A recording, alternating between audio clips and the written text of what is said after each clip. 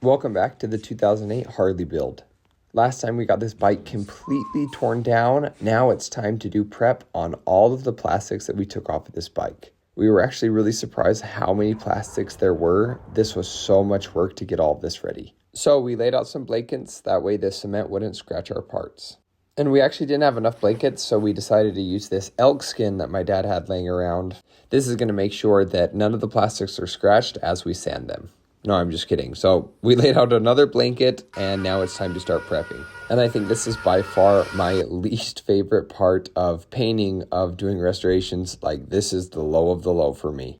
It seriously took us like a week straight to get all of these plastics fixed and prepped and ready for paint.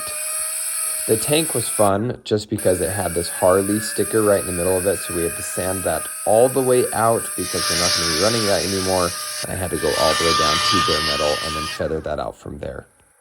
Now, a tip for you guys at home, when sanding, if you guys break through to bare metal, you're going to have to prime. So I'm using a CRE epoxy primer that's going to go over that bare metal, and it's going to cover the transitions that happen between the bare metal and the base coat. I just did 2 light coats of CRE on this gas tank with the W400. And then in between coats, and while we were waiting for this to actually dry, I was back over helping Mike sand the rest of the plastics. We were using 600 grit to prep everything, and then we also had gray Scotch Brites that would go over all of the nooks and crannies and get everything sanded. You don't want to have any shiny when you paint because the paint will not adhere. So everything has to be scuffed and dulled. So see you next time when we paint the Harley.